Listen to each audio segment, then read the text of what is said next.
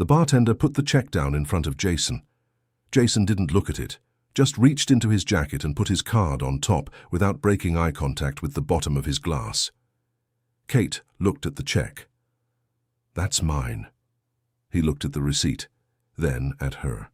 The number on it was $24. He'd ordered 2 bourbons so far, and neither of them had been cheap. He did the math fast. How much did I owe? The bartender, young guy, maybe 25, already enjoying this, picked both cards up off the bar. "I'll sort it out. I already paid." Jason held out his hand for his card back. "You paid for the lady's tonic water and the ginger beer." "The ginger beer," Kate said. "Right, the ginger beer and the lady—" "The lady is right here," Kate said.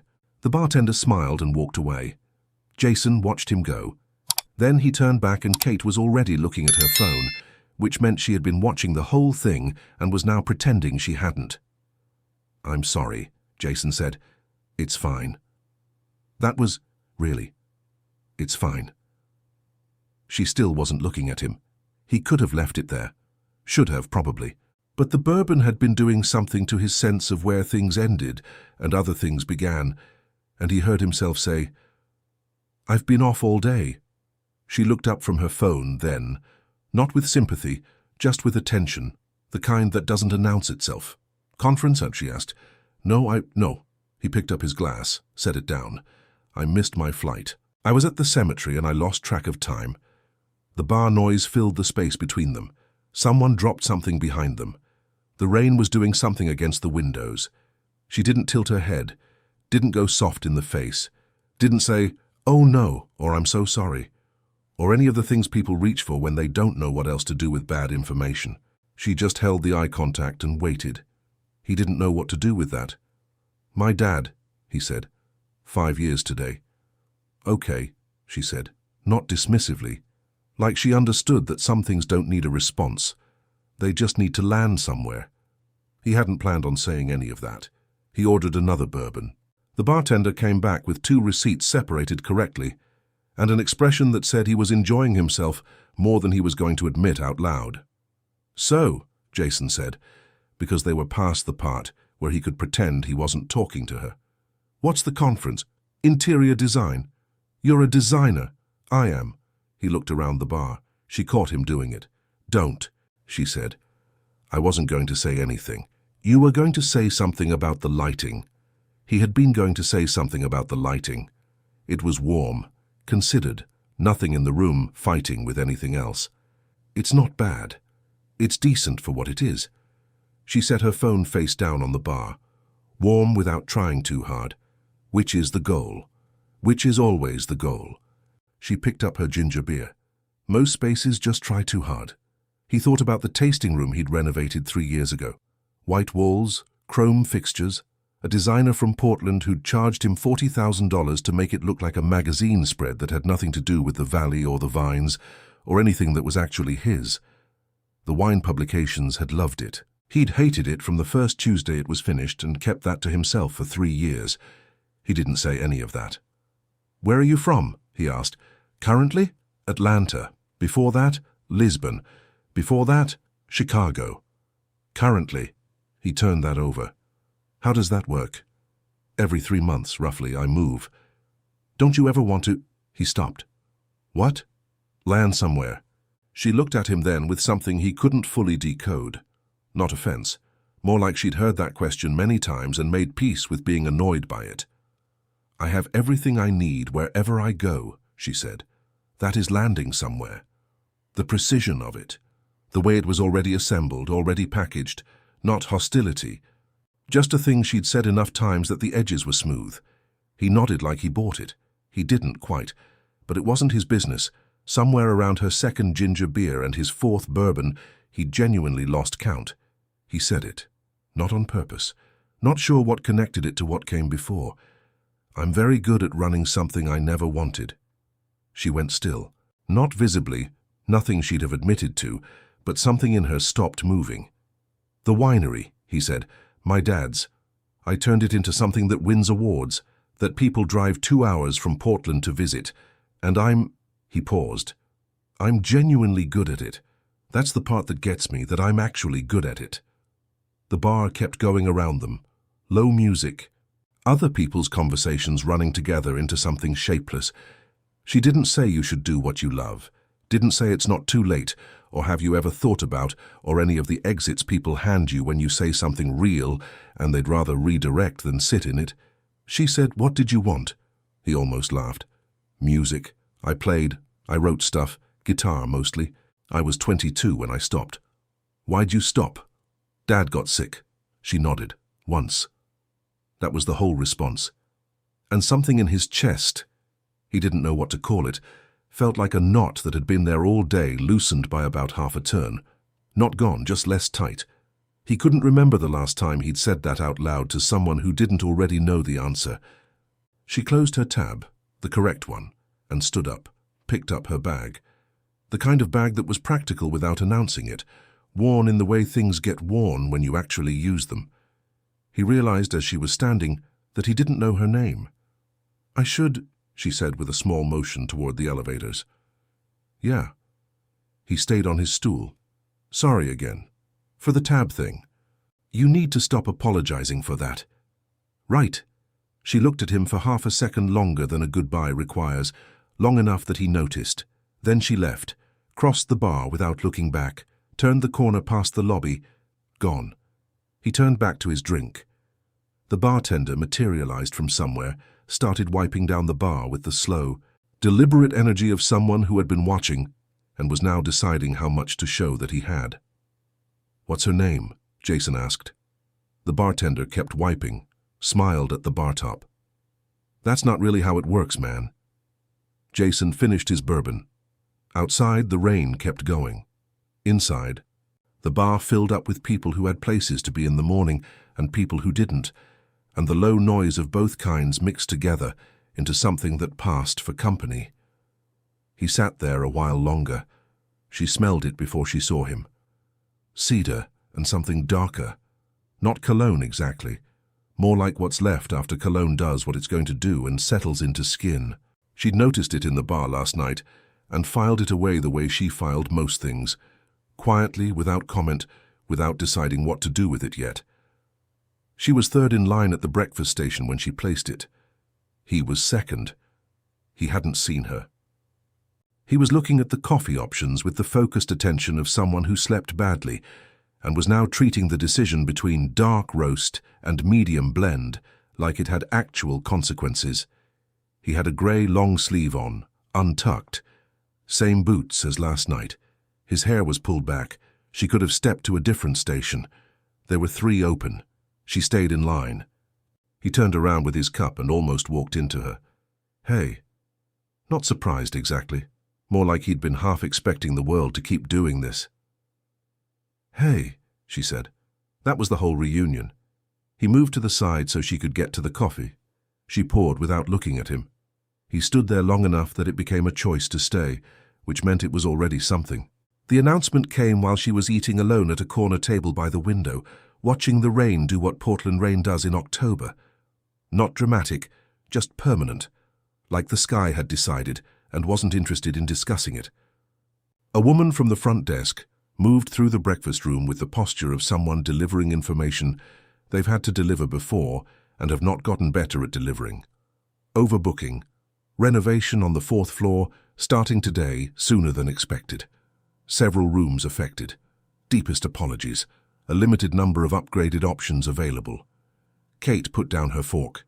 She found him at the front desk 2 minutes later. He was already there. He looked at her and had the decency to not look surprised. 2-room suite, the receptionist said. He was young, efficient, and clearly operating on the understanding that if he moved fast enough, no one would have time to be difficult. Separate bedrooms, shared living area. It's the only option we have at this point that would accommodate both of you without... "We don't know each other," Kate said. "We've met," Jason said. She looked at him. He looked at the receptionist. "What floor?" Here's how Kate operated in unfamiliar logistics. She solved them. Not emotionally, not with drama. She identified the variables, organized the outcomes, proposed the terms. It was the same way she handled client briefs and airline cancellations and the particular chaos of moving cities every 3 months. You find the structure in the situation and you use it. She laid it out for him in the lobby while the receptionist processed the paperwork. Separate bedrooms with doors that locked, full control of her own schedule. She had the conference all day Friday, a site visit Saturday morning, work in the evenings. No obligation to coordinate meals, plans, or conversation. If they happen to overlap in the shared space, fine. If not, also fine. Sounds reasonable, Jason said. It is reasonable. I wasn't disagreeing. She looked at him for a moment. He had both hands in his jacket pockets and was watching her with that same quality of attention she'd noticed last night. Not pushy, just present, like he was actually listening rather than waiting for his turn. "And you're checking out when?" she asked. "I rebooked for Saturday. You?" "Friday." He nodded. "So 2 nights." "2 nights. That's fine. I know it's fine. I'm the one who proposed it." Something moved at the corner of his mouth, not quite a smile. She turned back to the desk. The receptionist came back with 2 key cards held out simultaneously, one toward Kate, one toward Jason, both delivered at the same moment the way people do when they're trying to be efficient. They both reached at the same time. Her fingers landed on the card a half-second before his did, but his were already there, and for 1 second, maybe less, maybe exactly 1 second, the side of his hand was against her fingers. Warm. Still. Neither of them moved. Then he pulled back and let her take the card. She looked at the card. He looked at whatever was behind the receptionist's head. "Elevators are on your left," the receptionist said. The elevator was small the way hotel elevators always are, designed for luggage and proximity and the mild discomfort of strangers. Kate pressed 7. The doors closed. Jason was standing to her left, close enough that she was aware of the exact distance between his arm and hers. She watched the numbers. "Can I ask you something?" he said. "You can ask. Do you always negotiate everything?" "Always." "Does it work?" She kept her eyes on the numbers. 5, 6. The doors opened on 7, and she stepped out without answering, turned left toward the room. She heard him stay in the elevator, heard the doors close. She stopped in the hallway. The carpet was the kind of muted burgundy that mid-range hotels think is neutral. A housekeeping cart 3 doors down. The sound of the elevator descending. She'd left the breakfast table, she realized, before she'd finished eating. She hadn't noticed until now. She kept walking. Her room had a window that faced east, the kind of view that was mostly rooftops and grey sky, and the suggestion of hills in the distance, all of it blurred by the rain. She set her bag on the bed, pulled out her laptop, opened the conference schedule for the day, checked the time. 40 minutes before the first panel. She stood at the window for a moment. Below on the street, a woman was trying to close an umbrella that had already lost to the wind. Someone in a yellow rain jacket on a bike cut between 2 stopped cars. The espresso bar on the corner had a line out the door.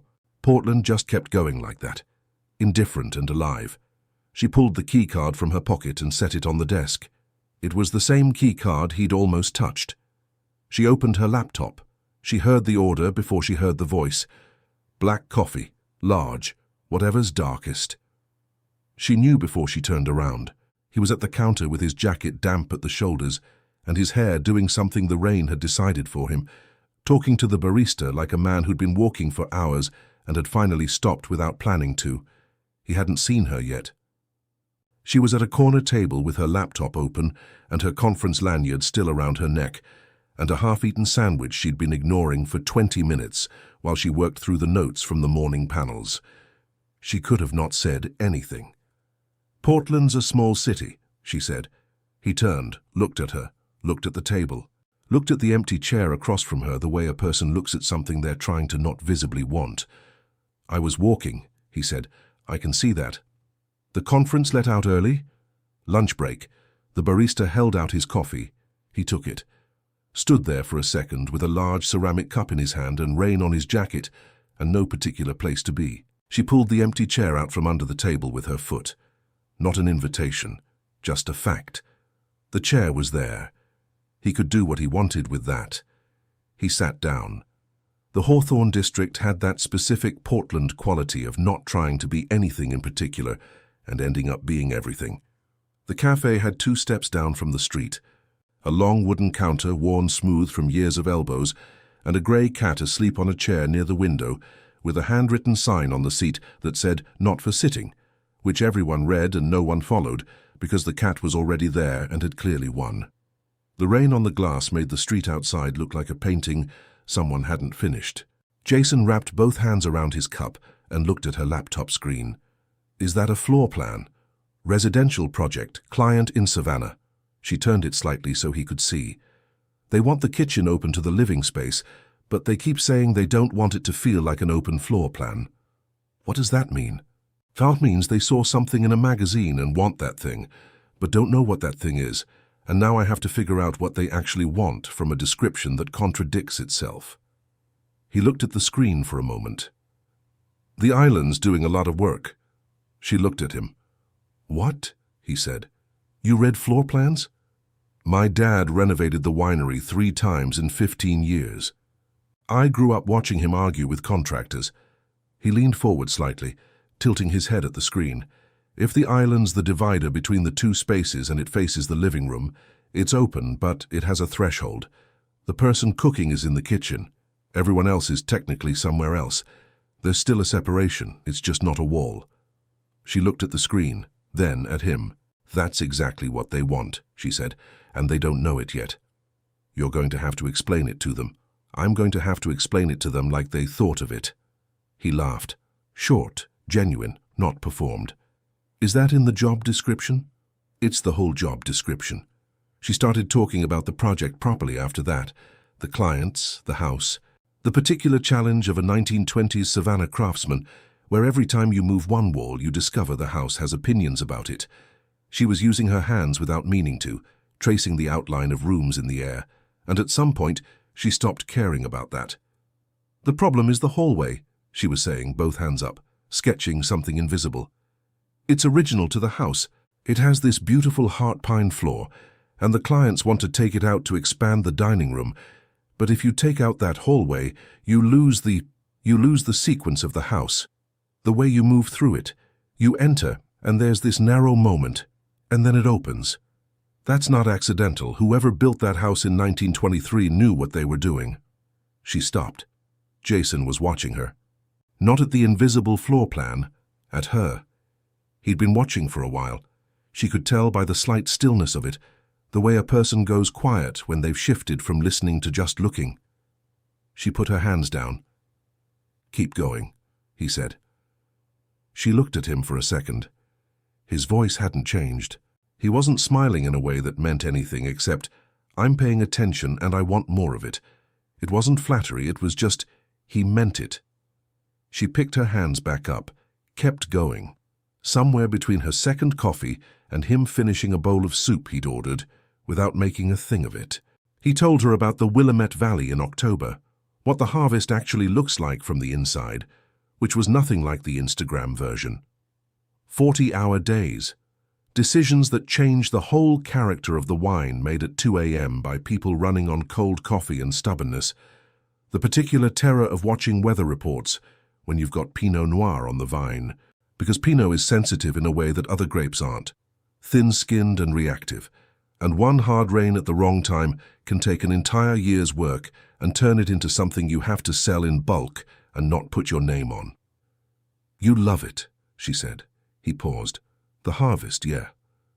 "Not the rest?" He looked at his cup. "The rest is... it's good work. Important work." He turned the cup slowly. "I'm good at it." She recognized the shape of that sentence. He'd said something like it last night. "I'm very good at running something I never wanted." He wasn't repeating himself. He was circling it, the way people do with things they haven't fully figured out how to say. She didn't say anything. He looked up. "What?" "Nothing." "You're doing that thing." "What thing?" "Where you're thinking something and you've decided not to say it." She almost denied it. "The harvest version of you sounds like a different person than the rest of the year version." He went quiet for a moment. Outside on Hawthorne, a man jogged past with no jacket on, apparently just accepting it. A bus went by slow. "Maybe," Jason said. Or maybe the harvest version is just the one that doesn't have time to be anyone else. The grey cat woke up, stretched its entire spine in one long arc, and stepped off the chair onto the floor. Walked directly under the table and stopped at Jason's boots, sniffed once, sat down. "Huh," Jason said. "Cats know things," Kate said. "That's very mystical for someone who just spent an hour talking about load-bearing walls." She laughed. Not a polite sound, not almost a laugh, a real one, the kind that came from somewhere she hadn't been guarding and was out before she could do anything about it. It lasted maybe 3 seconds. She looked at the table when it was over. He was smiling, not triumphant, just glad. She left it there. Didn't explain it or walk it back or find something serious to say immediately after. Just let the 3 seconds exist in the room the way they wanted to. The cat walked away. Its opinion, apparently, had been delivered. By the time they left, it was past 3. She hadn't opened her laptop again after the floor plan conversation. She hadn't checked the time until she was standing up. Outside, the rain had come back in that casual Portland way, not heavy, just insistent. Neither of them had an umbrella. He pulled his jacket collar up. She zipped hers to the top. They started walking. On the corner of Hawthorne and 37th, a woman with a stroller came barreling out of the bookstore fast, and Jason put his hand on Kate's back to pull her out of the way. Brief, warm, between her shoulder blades. And the stroller went by, and the woman said sorry, and kept walking, and Jason's hand was still there for 1 beat, 2 beats, and then he moved it. She kept walking, didn't comment. Her back remembered it anyway. The hotel entrance. He got to the door first, held it. She passed through. "Good luck tomorrow at the conference," he said. "Thanks." She was already inside, turning toward the elevators. She stopped, turned back. "You know what time the conference starts?" she asked. He looked at her. 8:30. "I mentioned that once." "You mentioned it this morning at breakfast?" A pause. "Before you were in a hurry to leave." She looked at him for a second longer than she needed to. Then she turned back toward the elevators. She was halfway across the lobby when she felt it, the smile trying to happen. She pressed her lips together. It came anyway, just for a second, directed at the elevator doors while she waited. She didn't let it go anywhere, but she didn't get rid of it right away either. She was standing at a ceramics stall when he appeared at her left shoulder. "Separate agendas," he said. "Not an accusation. Just the facts, delivered with the specific neutrality of someone who has decided to find something funny and is letting you figure out what." She didn't look up from the bowl she was holding, wide, low, glazed in something between grey and green that shifted depending on the angle. "I finished my work." I did. I didn't say anything." "You made a sound." "That was just a sound." She set the bowl down, turned to look at him. He had his jacket on, a dark green one she hadn't seen before, and a paper cup of something hot in one hand. And he was looking at the ceramics with the expression of a man who had absolutely nowhere to be and had made peace with that hours ago. "How long have you been here?" she asked. "Since 9. It was 11:40. She turned back to the stall. "I'm looking at this bowl. It's a good bowl." "I know it's a good bowl." She bought the bowl. He didn't comment. They started walking. The Portland Saturday market lived under the Burnside Bridge the way things that matter often live. Not in the obvious place, not announced, just there if you knew to look. Stalls on both sides, maybe 100 vendors, the sound of at least 2 live musicians reaching them from different directions at once, so it was impossible to tell where one ended and the other started. The cold coming off the river mixed with the smell of garlic frying somewhere, and wood smoke and something sweet, kettle corn maybe, or something closer to caramel, that drifted through without ever getting identifiable. Kate had been to Portland 4 times in her life for work. She'd never been to the market. She didn't say that out loud. They moved through it without a plan, which was the only way to move through something like this. He stopped at a woodworking stall and talked to the guy behind the table for 5 minutes about joinery, actual joinery, the specific way the corners were fitted. And Kate stood to his left and listened and thought about the 1923 Savannah Craftsman and its heart pine floors, and didn't say anything. She was standing closer than she needed to. The stall wasn't crowded. She had room, She stayed where she was. The musician was set up near the river end of the market, no stage, just a guy on a folding chair with an acoustic guitar and a cardboard sign that said listening is free. Paying is kind. He was mid-song when they got close, finger-picking something unhurried, a pattern that repeated and then varied and then came back. Jason stopped. Not gradually, he just stopped in the middle of a step, like something cut the signal between his brain and his feet. The paper cup in his hand didn't move. His face did something she didn't have a word for. It opened somehow. The part of him that was usually behind something moved forward. Kate stopped because he stopped. She watched him watch the musician. The guitarist was in his 50s, eyes half closed, not performing for anyone in particular. The song had no lyrics, just the guitar doing everything the lyrics would have done if there'd been any. Jason was listening with his whole body, not still exactly, but organized around the listening, everything else suspended. 20 seconds, 30. She felt something she wasn't ready to feel yet. Not attraction. She'd been managing that since the bar Thursday night. It wasn't new. This was something else. The sensation of looking at someone and recognizing them. Not from somewhere, just recognizing the thing that they were. She looked away before he turned. "You know that song?" she asked. Looking at the guitarist. "Yeah." His voice came out a little different, lower or further back. "Guy wrote it in the 70s. Nobody knows who. It just got passed around." "How do you know it?" A pause. "I used to play it." She waited. His hand came up, just his 2 fingers briefly, like he was going to gesture at something and changed his mind. He looked at the guitarist for another moment. "I played guitar from the time I was 14 until I was 22, he said. "I wasn't just playing, I was writing. I had things I was working on. A record, sort of. Except not a real record, just tracks. Songs that were becoming something." He stopped. The guitarist moved into a different section of the piece. "When my dad got sick, I put the guitar in the closet. Not dramatically, just there were things that needed doing, and that was one of the things that got set aside. And then the things that needed doing became the next things. And the next. And at some point, I went to open that closet and the guitar was still there, but I wasn't 22 anymore. And whatever was in those songs felt like it belonged to somebody else." Kate didn't say anything. He wasn't looking at her. He was looking at the middle distance or at the guitarist or at something neither of those things. "The songs are still in there," he said. "That's the part I can't explain. I haven't played in 16 years and the songs are still in me. I can feel them. I just—" He stopped again. "I don't know if the person who was supposed to finish them still exists." The guitarist cycled back to the beginning of the pattern. Kate looked at Jason. "He does," she said. It's not too late. Not you should pick it up again. Just, he does." 2 words, flat and certain, the way you state a fact that isn't available for debate. He turned to look at her. She held it for a second and then looked back at the musician. The guitarist finished the song, dropped his head in something between a bow and a nod, and started into something else. The small crowd that had gathered clapped briefly and dispersed. Jason reached into his jacket and put a folded 20 in the cardboard box at the guitarist's feet. The guy nodded without stopping playing. They kept walking. His hand touched her arm near a textile stall on the north end. She was stopped, looking at something.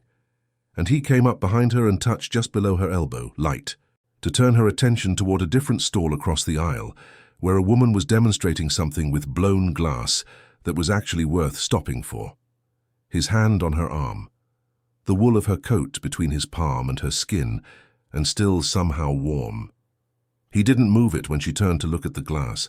She watched the woman shape the glass and thought about nothing, except the weight of his hand, and the sound of the guitarist still reaching them faintly over the noise of the market. Her shoulder had drifted back slightly, maybe an inch, closing the distance between them without making a thing of it. She felt when he noticed, and a small shift in his breathing, or maybe she imagined that. She didn't move forward again. The glass artist turned the rod and the shape changed. He moved his hand eventually. She didn't track when. By 4, the light had gone flat and gold in that specific October way, the kind that makes everything look like a memory while you're still inside it. They were on the walking path along the waterfront, heading back, the market winding down behind them. The Willamette was dark and fast to their left. "I broke every single rule I made today," and she said, "Not accusatory, just accounting." He walked for a moment. "I know." "That doesn't bother you?" He looked at her. The late light did something to the color of his eyes, made them more specific, harder to look away from. She looked anyway. "Quite the opposite," he said. Same voice as always. No push in it. No flourish. Just the answer, set down like something he'd known for a while and had been waiting for the right place to leave it. She looked back at the river. They walked the rest of the way without talking much. The cold was more serious now, coming off the water with intention. At some point she'd stopped noticing that they were walking close, their arms occasionally brushing, neither of them adjusting. Portland moving past them in both directions, indifferent, the way cities are when something is happening inside them that they didn't arrange. The hotel came into view 2 blocks ahead. She was thinking about a closet with a guitar in it. She was thinking about 16 years of songs that didn't have anywhere to go. She was thinking about a man standing still in a market crowd, with his whole face doing something she didn't have a name for, and the particular feeling of recognizing someone before you've had enough time to. She didn't say any of that. The hotel door was ahead. She reached it first this time, held it herself. He looked at her when he passed through. Not a smile. Something quieter. She let the door close behind them. She was already holding the door open when his came open at the same time. 2 doors. Same hallway. The room service guy standing between them with a cart and the specific expression of someone who has seen this before and has opinions about it that he is professionally prohibited from sharing. "Miss?" He looked at her tray, looked at Jason's. I can bring both out to the balcony," Jason said, already stepping back to let him through. Kate looked at Jason. Jason looked at the cart. The room service guy moved through the shared living area toward the glass doors with the focused efficiency of someone trying to be invisible, set both trays on the small table outside, and left in under 90 seconds. A professional. Kate respected that. She looked at the balcony, at the 2 trays, at the city below, all lit up and doing its Portland thing in the cold October night. She got her sweater from the room and went outside. The wine was his, a Pinot from the Willamette, not his own label, which she noticed and didn't comment on. He poured without asking if she wanted any. She picked up the glass. Below them, Portland moved, not quiet, not loud, the medium hum of a city that has somewhere to be but isn't in a hurry about it. The Willamette was invisible from here, but she knew it was there, dark and fast, the way she now knew a lot of things about this city that she hadn't 4 days ago. They ate for a while without talking. She had pasta. He had something with salmon. The food was the kind of hotel room service that was better than it had any right to be, and neither of them said anything about it, because some things you just let happen. The cold settled gradually, the way Portland cold did, not arriving, just accumulating. Degree by invisible degree, until at some point you realized your shoulders were up, and you moved your chair without deciding to, and suddenly you were closer than you'd been. Their knees were touching before either of them acknowledged it. The conversation was somewhere else by then. "My dad had this thing," Jason said. He was looking at his wine. "Every time he came in from the vines, didn't matter the season, didn't matter what time, he'd stop at the sink in the mudroom and wash his hands. Same way every time, both hands up to the elbow, real thorough, like a surgeon, and he'd hum while he did it. Always the same part of the same song, this old Hank Williams thing. He didn't even know he was doing it. I don't think he knew the rest of the song. Just that one part over and over every single time." He stopped. "I was at the cemetery on Thursday," he said. 5 hours. And I couldn't remember what his voice sounded like. Not the humming, not the song. I could see him at the sink, I could see his hands, I could see the light in that mudroom in the afternoon. But the sound was gone. He turned the glass slowly. "I didn't know you could lose that. I thought that was the thing that stayed." Kate looked at the city. She'd heard about grief like this. The specific way it hollowed things out, not all at once, but incrementally, taking the sounds first or the smells, leaving the visual longest like the mind was a house losing utilities one by one. She'd read about it once in the context of something else, and filed it away the way she filed things. This was different from reading about it. How long did he have the winery? She asked. His whole adult life. He started it at 28, with money his mother left him, and a piece of land that everyone told him was wrong for Pinot. Proved them all incorrect. A pause. He was very particular about that word. Incorrect. Never said someone was wrong. Incorrect. Like it was a matter of math, not character. Something moved through her. Incorrect. The word landing with weight, a whole person compressed into a single habit. He sounds like he was a lot, she said. He was everything, Jason said simply. Then, which is its own problem, I've come to understand. She looked at him. He almost smiled. My therapist has thoughts. The silence came after that. Not suddenly. It arrived the way the cold had, accumulating. He refilled her glass. She didn't ask for it, but she didn't stop him. Portland hummed below. She noticed it after maybe 3 minutes.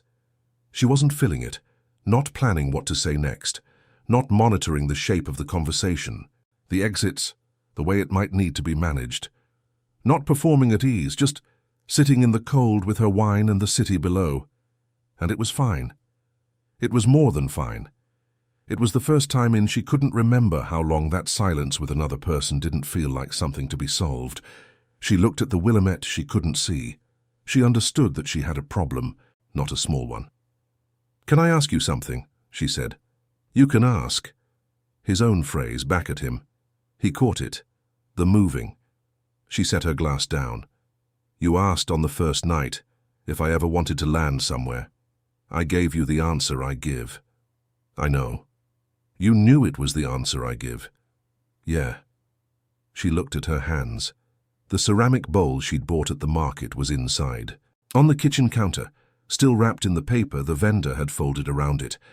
She'd been traveling for 2 years with almost nothing that wasn't functional. The bowl wasn't functional. There was someone, she said, 3 years ago.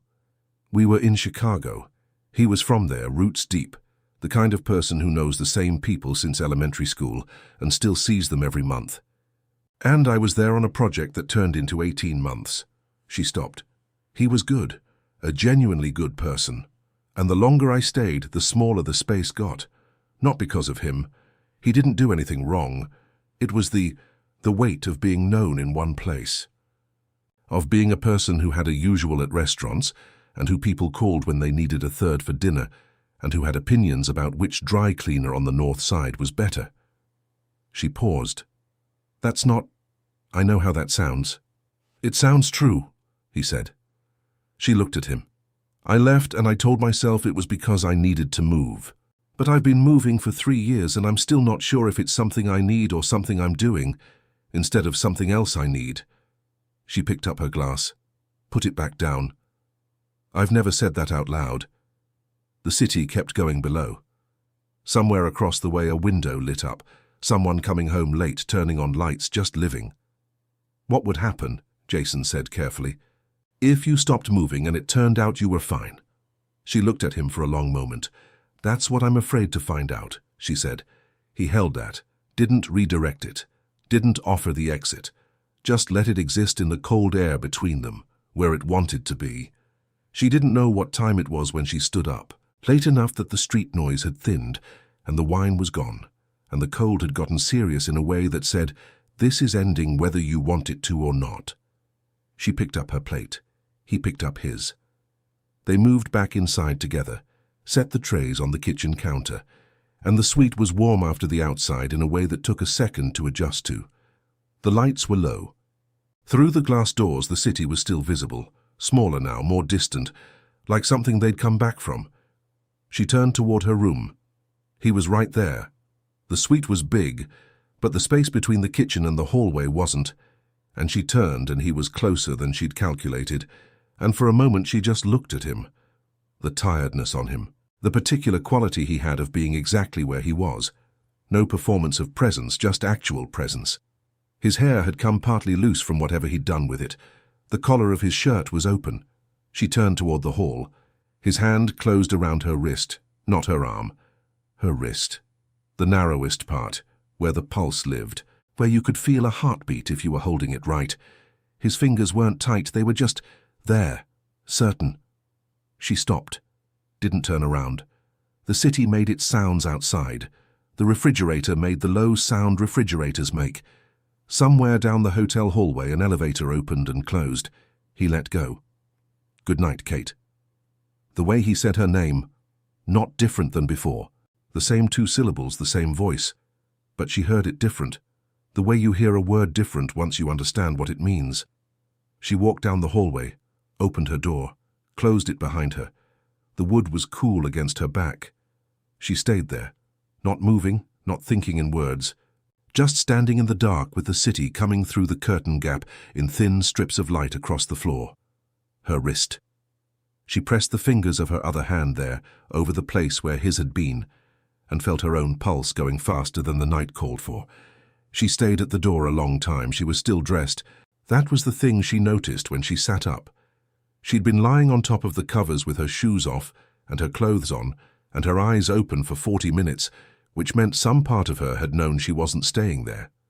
She pressed her feet to the floor, stood up, didn't think past the door. 1 knock, not 3, not tentative. 1 the way you knock when you've already decided. He opened it fast. Too fast for someone who'd been asleep.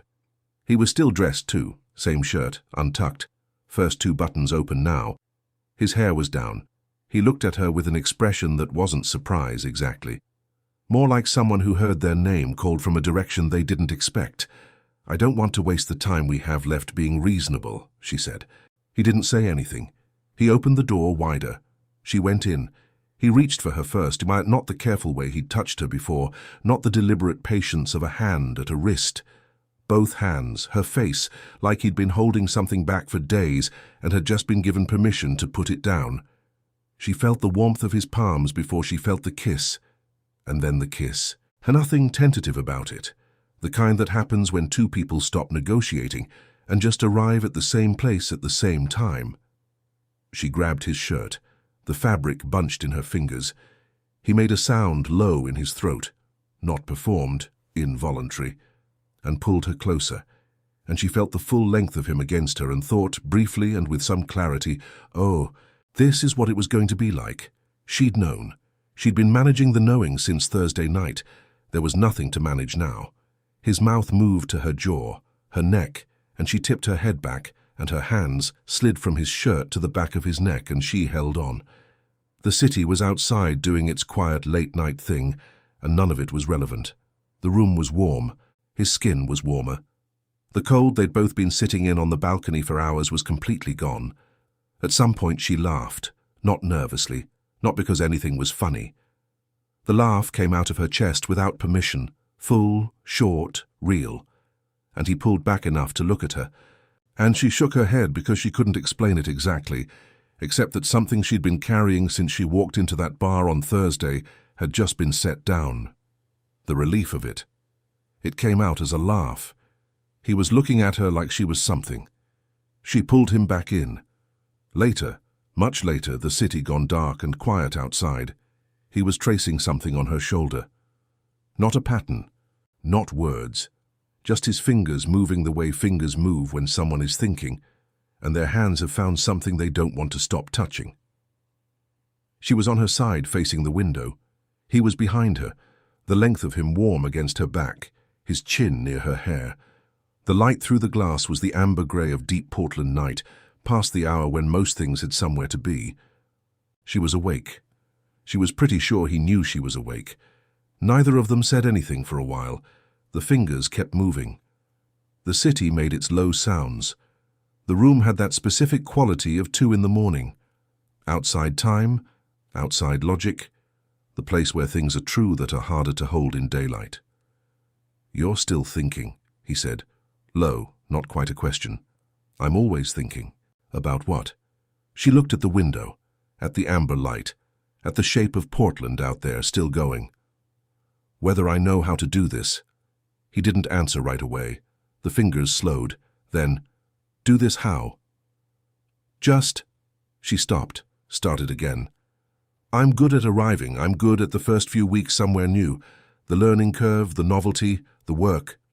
A pause. "I'm less practiced at the part that comes after." He was quiet for a moment.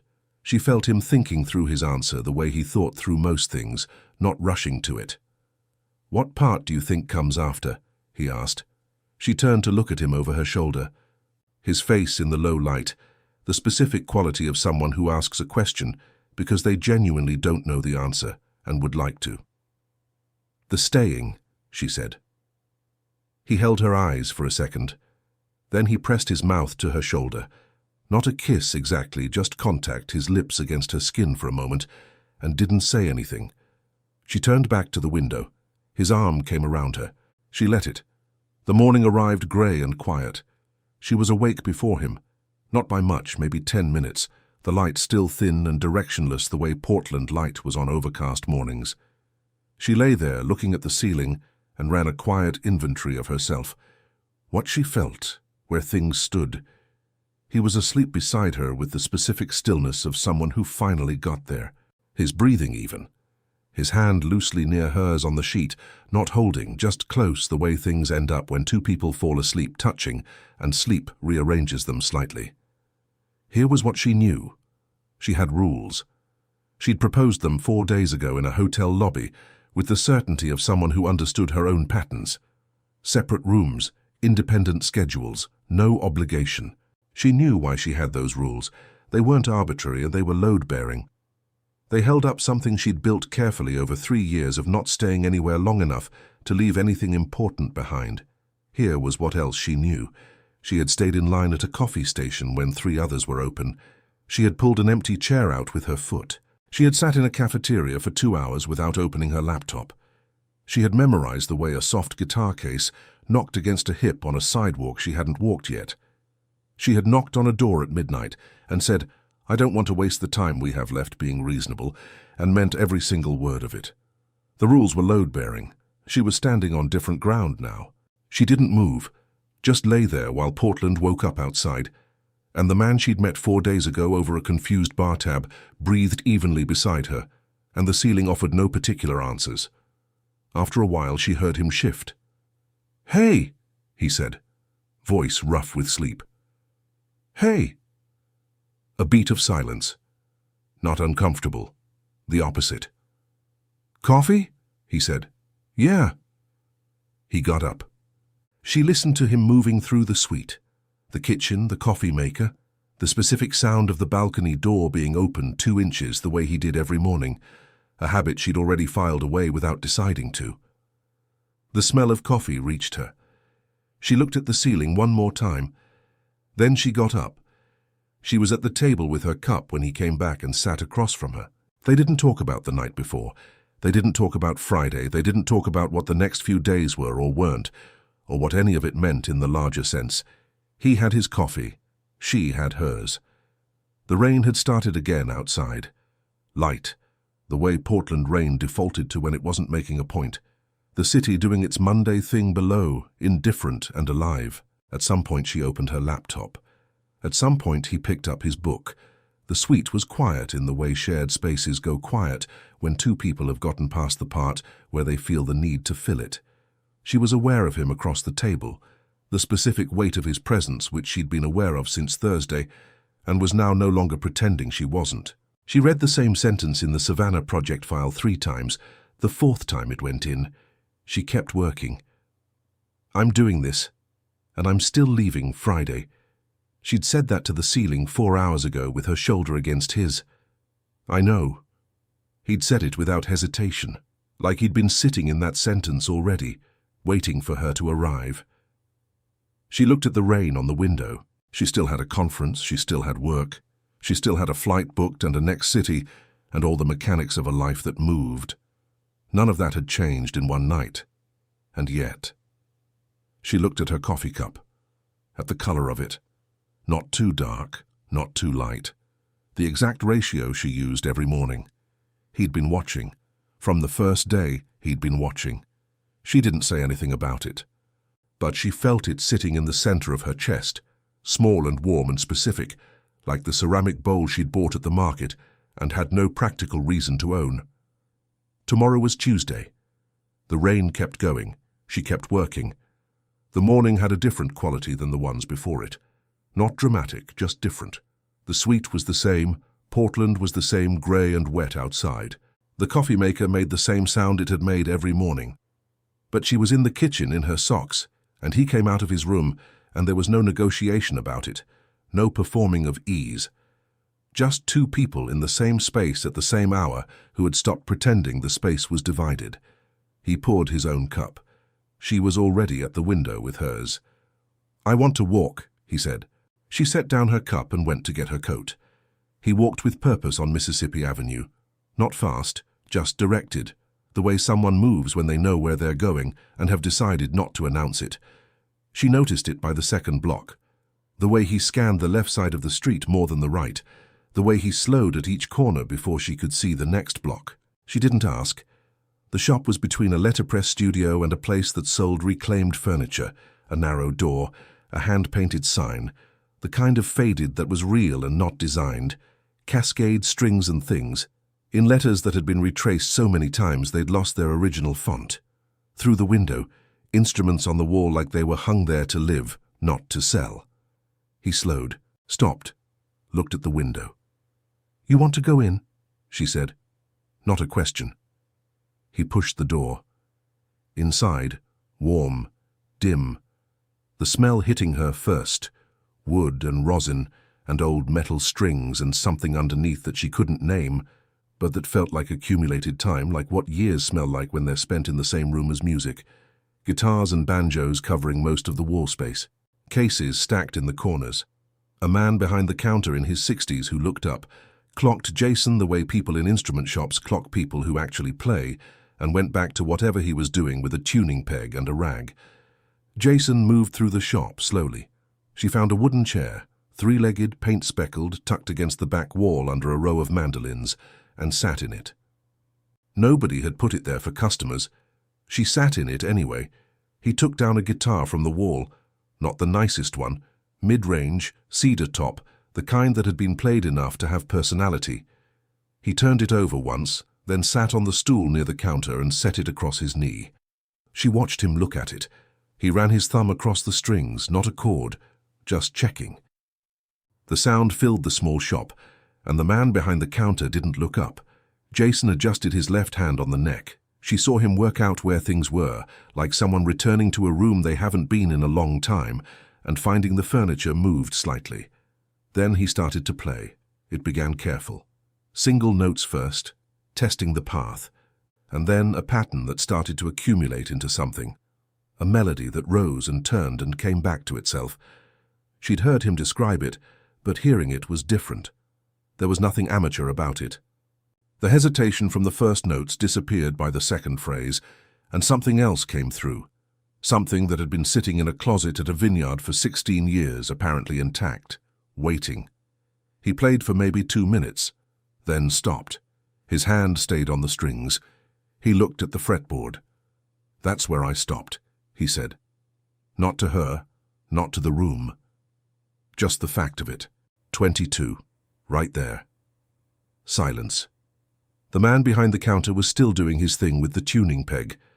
Kate looked at Jason, the line of his shoulders, the way his head was bent toward the instrument, the particular stillness of someone standing at the edge of something and not sure the ground holds on the other side.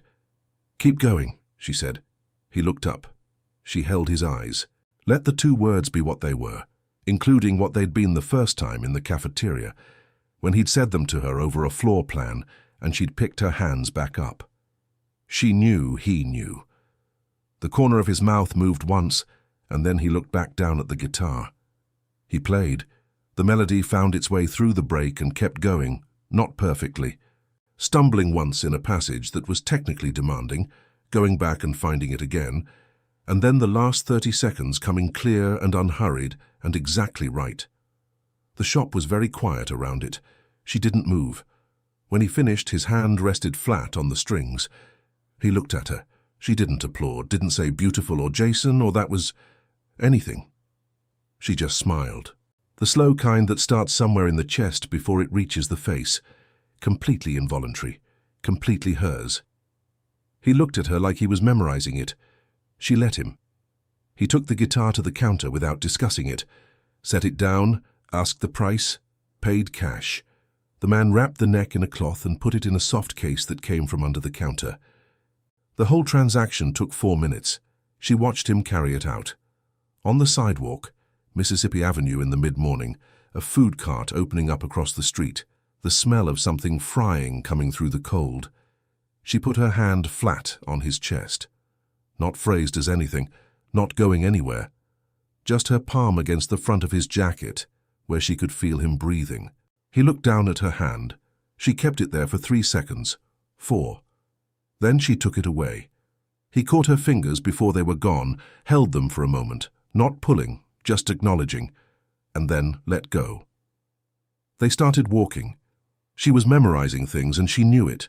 The specific way the soft case hung from his shoulder, knocking gently against his hip with each step. The way he was quieter now than he'd been this morning. Not closed, just internal. Someone moving through a feeling that was too large for words and sensible enough not to try. The line of the Willamette Avenue buildings against the grey sky. The particular temperature of the air, cold enough to see breath, warm enough to keep going without burying into the coat. She'd been in 20-something cities in 3 years.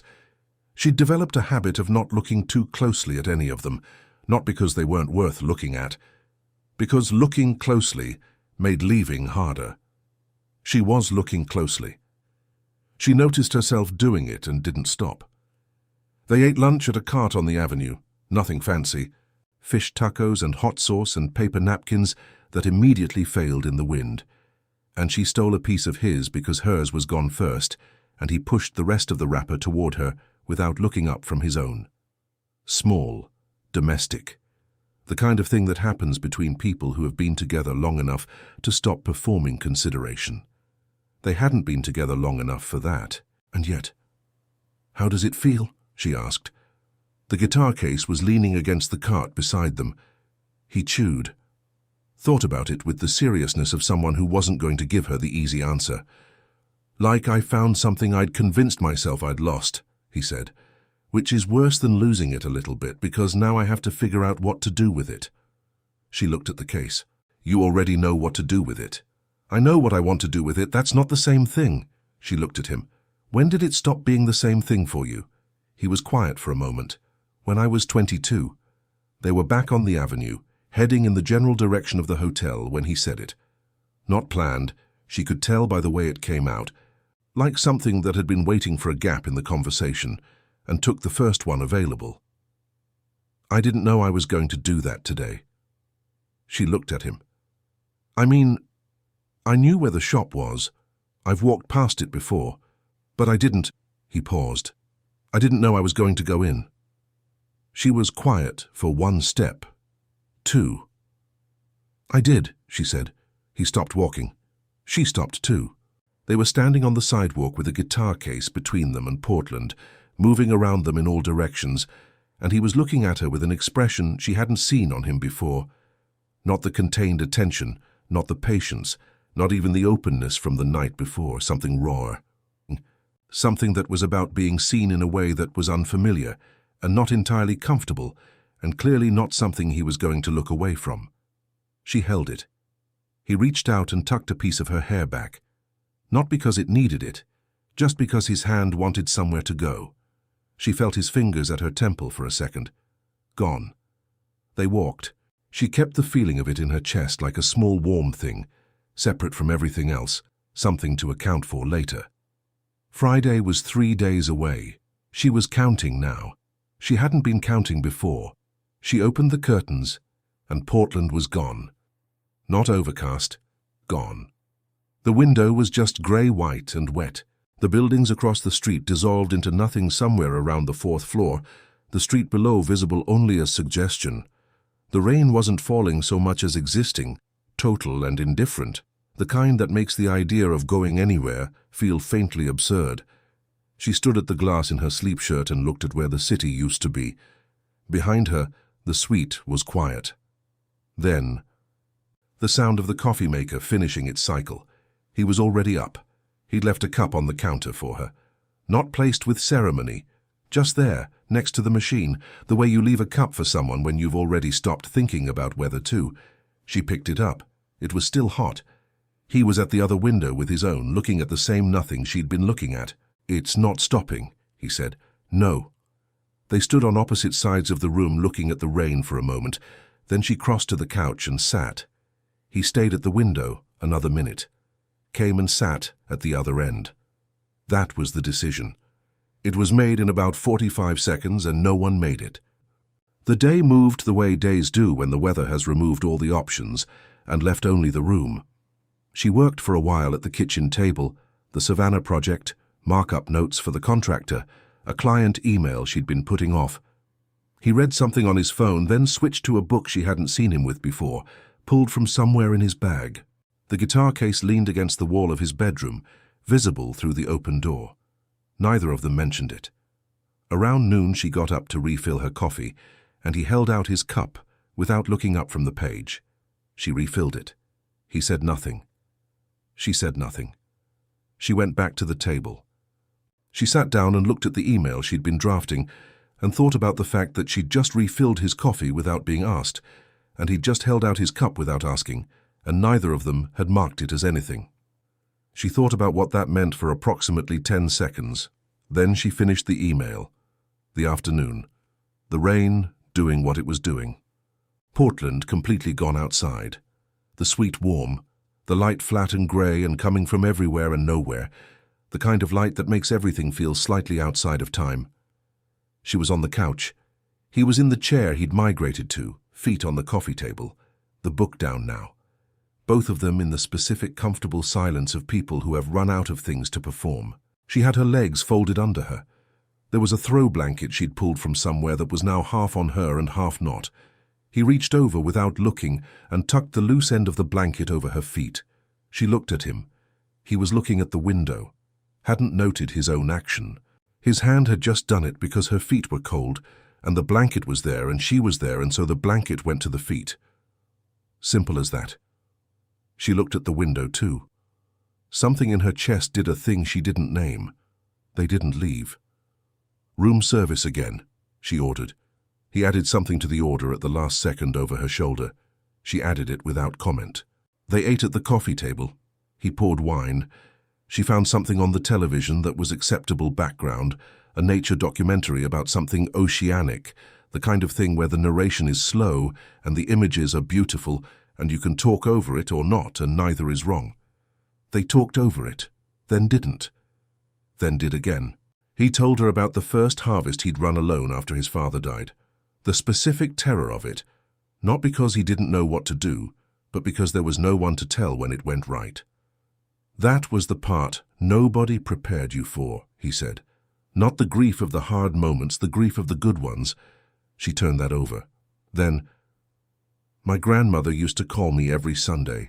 Not for any reason, just to call." She looked at the television. Something large and blue moved through dark water. "She died 4 years ago. I still pick up my phone on Sunday mornings sometimes before I remember." He looked at her. She didn't look back right away. When she did, his expression was the same one from the instrument shop, the raw one, the one that was about being seen.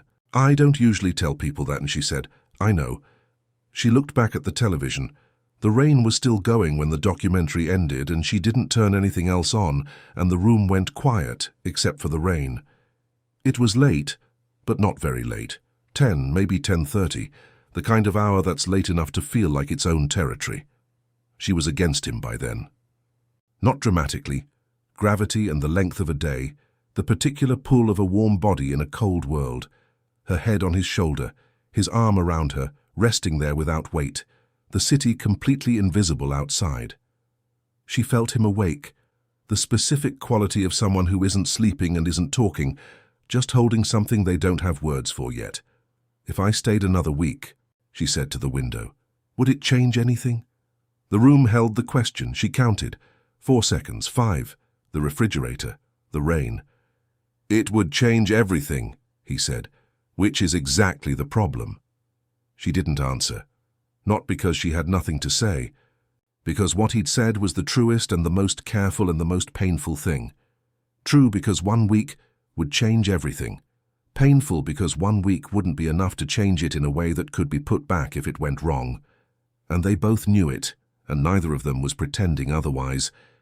It wasn't a door closing. It was a door they were both standing in front of, acknowledging what was on the other side, not yet deciding whether to walk through. She stayed where she was. His arm didn't move. The documentary had ended, and the screen had gone dark, and the only light in the room was the grey from outside. The city's glow diffused through all that water, enough to see by. She could see his hand resting on her arm, the knuckles she'd put her fingers over 2 nights ago, the same hand that had held the guitar that afternoon in the shop, the same hand that had been on her face in the dark on Sunday night. She closed her eyes. He wasn't sleeping. She wasn't sleeping.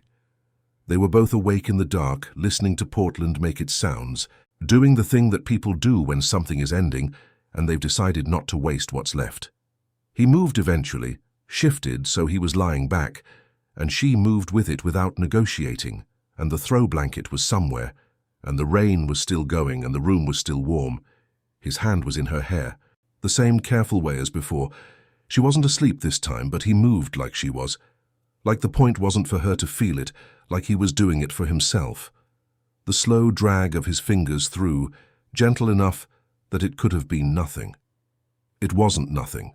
She didn't open her eyes, she didn't say anything. She let him have it.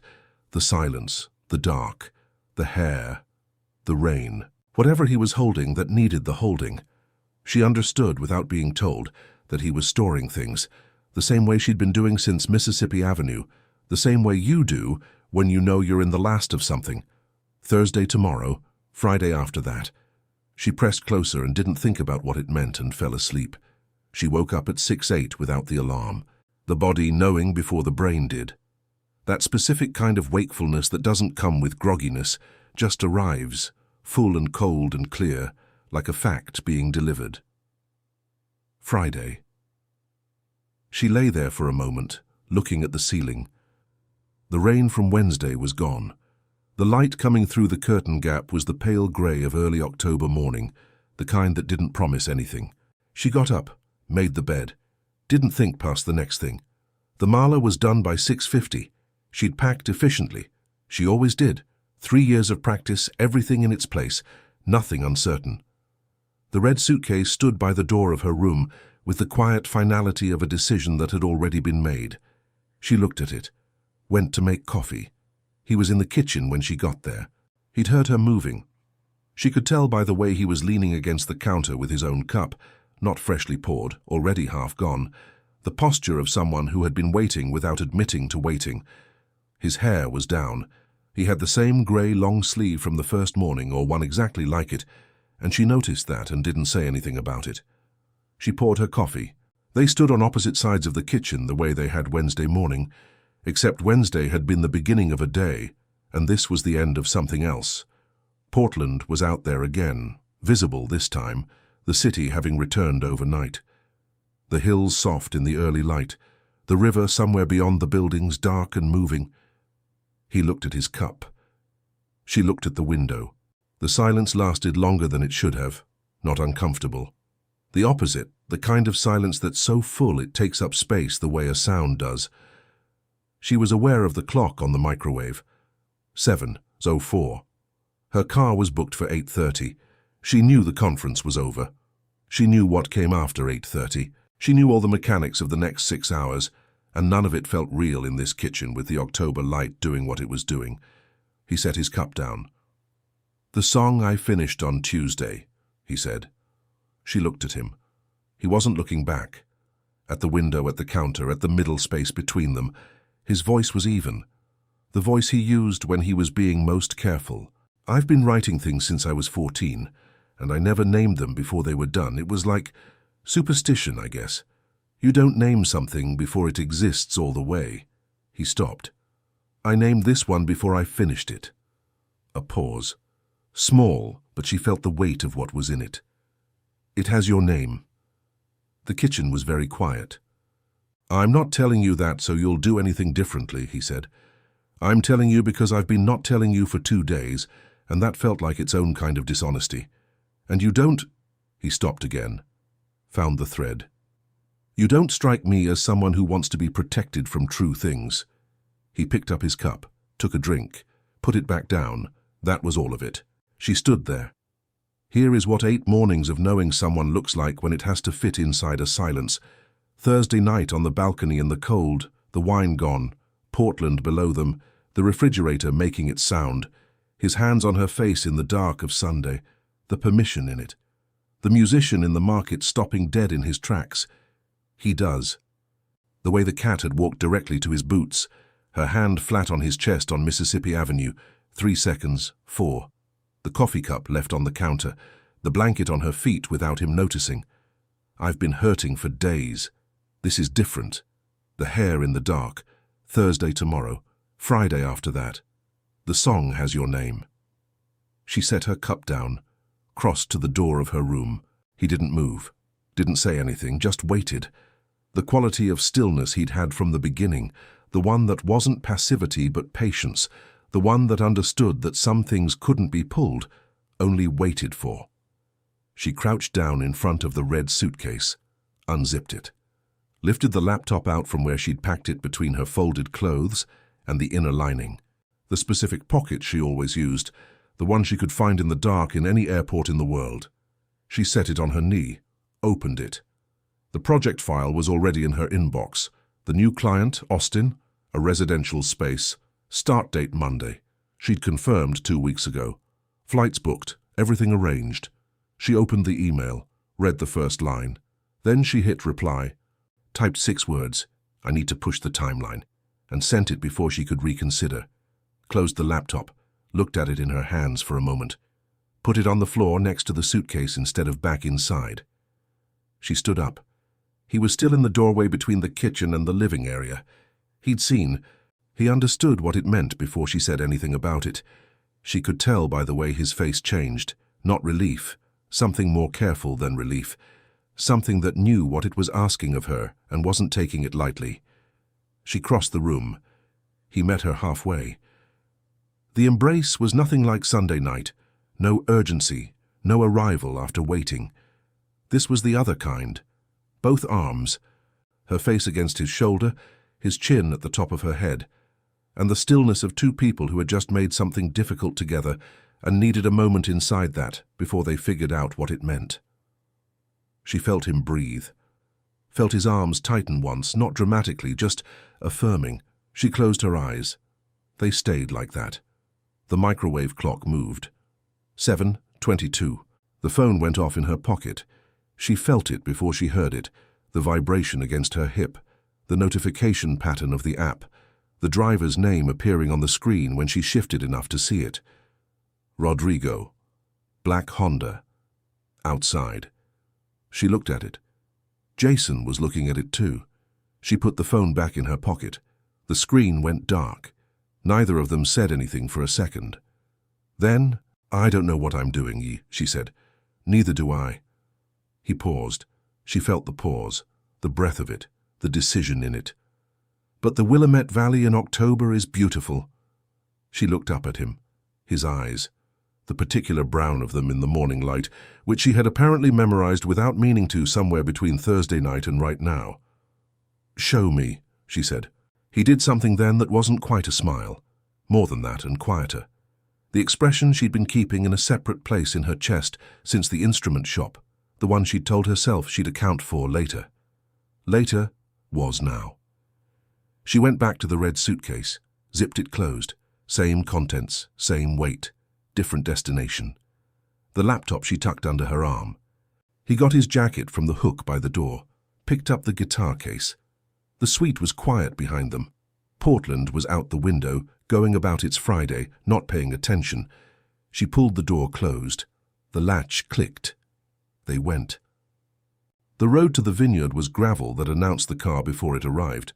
Loose stone under the tires making a sound she hadn't expected, low and continuous, like the land itself registering her presence. She heard it before she saw anything else.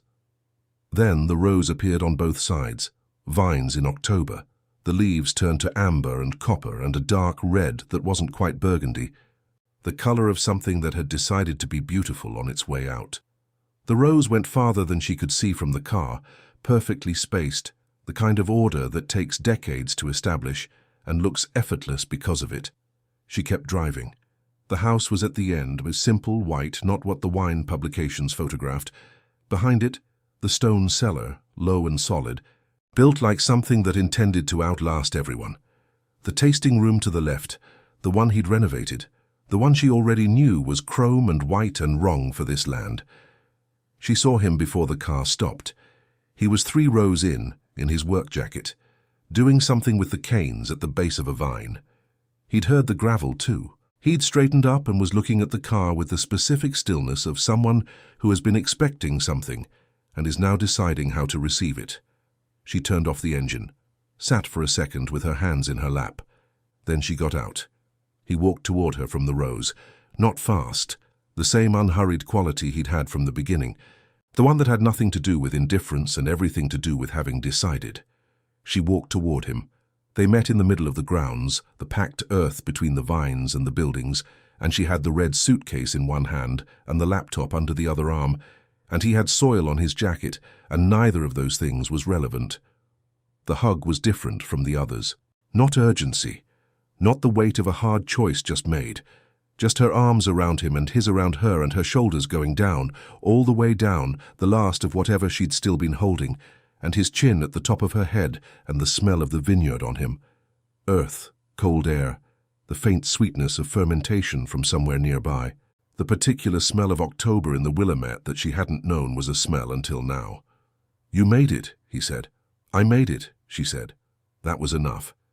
He showed her the property the way someone shows a person a thing they're proud of and slightly afraid to be proud of, pointing out the practical things first, the drainage, the slope of the east block that caught morning light, the age of the rootstock in the north rows, planted by his father in 1987 and still producing.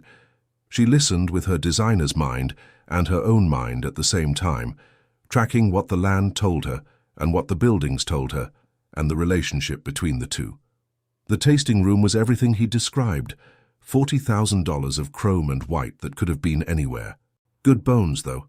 She could see the good bones underneath the renovation, the original proportions of the space that someone in the 70s had understood. She said nothing about the chrome, just looked. He watched her look. "It's fine," he said, preemptive. "It is fine," she agreed, a beat. "The light in the afternoon comes in from the west," she said. "If the bar were on this wall instead of that one, the bottles would catch it." He looked at the wall, then the other wall, then back at her.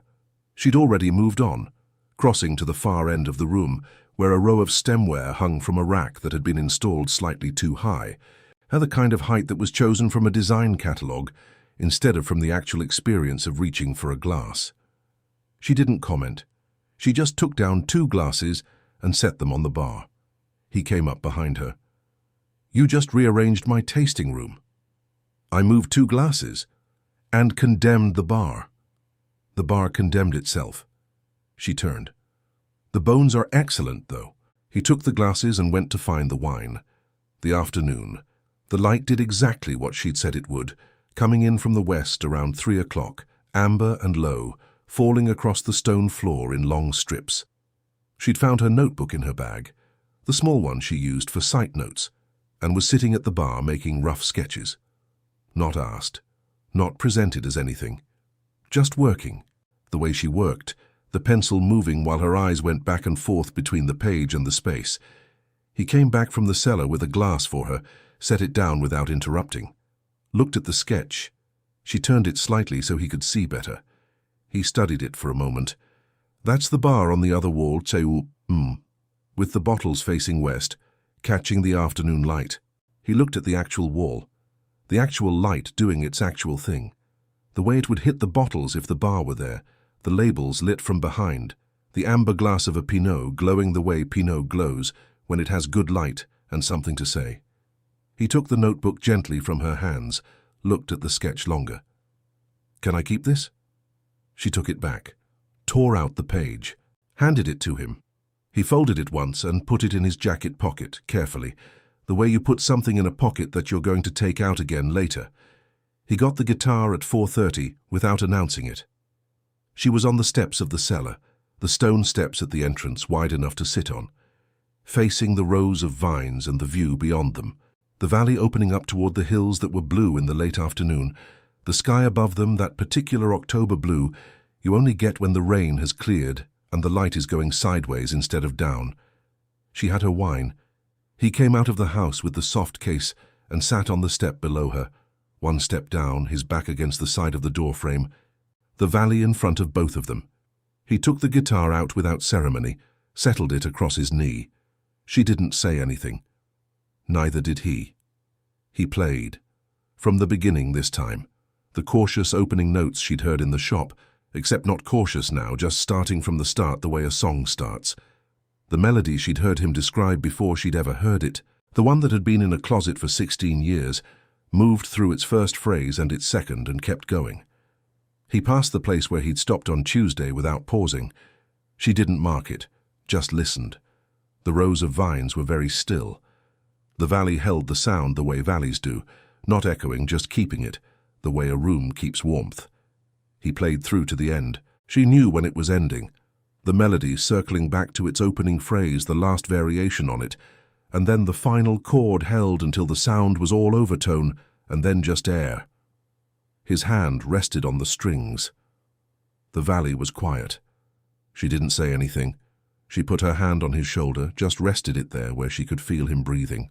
He reached up and covered her hand with his, the way he'd covered her fingers on the handrest of the couch in the suite. The same gesture, the same closing of fingers.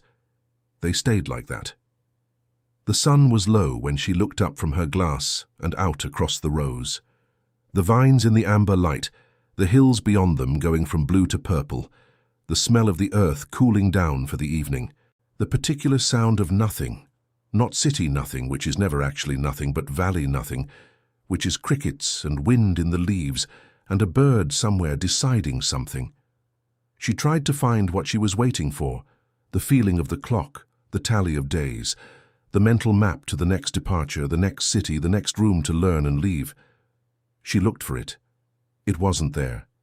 He settled next to her on the wider step, set the guitar aside, sat close, and she moved into the space he made without deciding to, her head finding his shoulder the way it had learned to in Portland without her permission. He had his wine too now. They were both looking at the same view. Portland was days ago. Portland was another life. Portland was a bar in the rain, and a confused check and 30 minutes of conversation that neither of them had planned, and a hotel that had overbooked, and a city that had refused to leave them alone. Portland was exactly where it needed to have been. The valley went on in front of them, copper and amber and that specific October blue going dark at the edges. The vines his father had planted in 1987 standing in their rows, the cellar behind them that had been here longer than either of them, the tasting room that needed its bar moved and its chrome replaced with something that matched the land. She had a page of sketches in her bag. She had cancelled Austin. She had no idea what came after this specific evening, and somewhere in the last hour, between the guitar and the view and his shoulder and the valley holding the sound of a song that had her name, she had stopped needing to. She lifted her glass. October in the Willamette. Just this.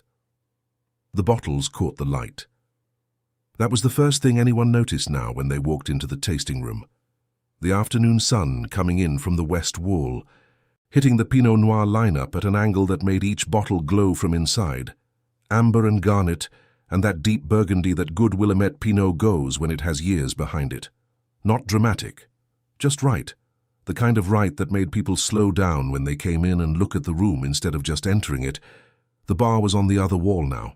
Kate's notebook was open on the far end of the bar, next to a ceramic mug that had gone cold 2 hours ago. The sketches were past the tasting room pages. She was on something new, a series of rough plans for the covered terrace attached to the south side of the cellar, a structure that existed currently as a concrete slab and a weather-beaten pergola that Jason had described as functional, and she had described as not yet. The plans were getting somewhere. She was standing at the window on the west wall, the window that now made sense being there, the one that had been half blocked by the old bar placement, looking out at the November vineyard. 6 weeks after the October light she'd arrived to, the vines were stripped now, the leaves long gone, just the dark canes tied in their rows against the grey afternoon sky. Bare and structural. The kind of beautiful that didn't ask for your attention, just held it. Oregon in November had a different quality than Portland in October, quieter, more decided. The sky was lower, and the days were shorter, and the cold meant it instead of hinting. She liked it more than she'd expected to.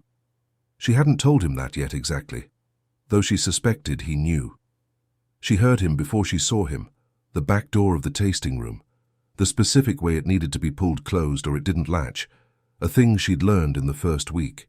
His work boots on the hardwood unhurried, the sound of the jacket being hung on the hook by the door.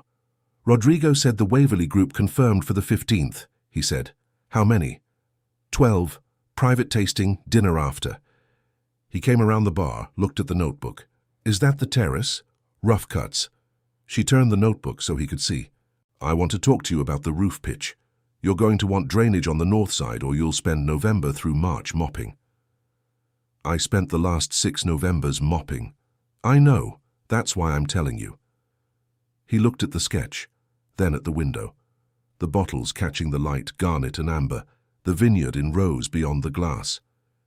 You know what's interesting, he said, not quite to her, more to the room. The particular tone of someone noticing something they've been noticing for a while and are only now saying out loud. I had a group in last Saturday. Woman comes in, looks around, says... He stopped, set down the keys he'd been holding. This room knows what it is. A pause. She bought 4 cases. Kate looked at the bottles. 4 cases is good, she said. 4 cases is great. He looked at her. She didn't say anything about the bar specifically. She just felt it, the way it was supposed to be. Kate picked up her cold mug, turned toward the kitchen in the back to find the coffee. That's how it works when it's right, she said over her shoulder. Nobody knows what changed. They just feel like they can breathe. He watched her go. Later, the dinner hour, the vineyard dark outside, the tasting room closed for the day. They were in the kitchen of the house, the ordinary kind of together that doesn't announce itself. She was finishing the Austin revisions on her laptop at the kitchen table, the project she'd pushed that had turned into remote work. Video calls with contractors at 7 in the morning, while Jason was already in the vines. Drawings uploaded and revised and uploaded again, the work following her the way it always had, just to a different address now. The address question she hadn't fully answered yet. She was in no hurry to. He was at the stove doing something with the remnants of what would become dinner, and there was music coming from somewhere. Not the guitar, just something on low from his phone. The kind of music that fills a kitchen without being about anything in particular. The light in the kitchen was warm, and the window above the sink was full of November dark, and the vines were out there in their rows, waiting for spring the way vines do, patient and structural and certain. She looked up from the laptop at some point without meaning to, just looked at the room, at him at the stove, at the cold mug she'd brought from the tasting room and still hadn't washed, at her own sketches pinned to the corkboard on the wall. She'd put them there 3 weeks ago just to see the terrace plans in scale, just temporarily, and they were still there. Temporarily was doing a lot of work lately. She looked back at the screen. Outside, the Oregon night settled in around the vineyard the way it did, completely, without hurry, without asking permission. Portland was 6 weeks ago. It was also another life. It was also, somehow, exactly where it had to happen. A hotel bar and a confused Czech, and a city that had apparently decided it had opinions about the two of them before they did. 4 days that weren't supposed to be anything except a conference and a lost flight, and a suite that an overbooked hotel had decided they should share. 4 days. She looked up from the screen again. He'd turned from the stove and was looking at her with the expression she'd first seen in the instrument shop on Mississippi Avenue, the raw one, the one about being seen, not performing anything, just looking. What? She said. Nothing, he said. She looked back at her screen. She was still trying not to smile when she heard him turn back to the stove. She didn't try very hard. The Willamette Valley in November, the bottles catching the afternoon light on the right wall, the notebook open at the bar, the terrace plans on the corkboard, temporarily, for 3 weeks now, the vines in their rows outside stripped and waiting, the kitchen warm and the night outside doing what November nights in Oregon do, settling in completely, without ceremony. This. Have you ever had 4 days that changed everything? Tell us in the comments. We're reading every single one.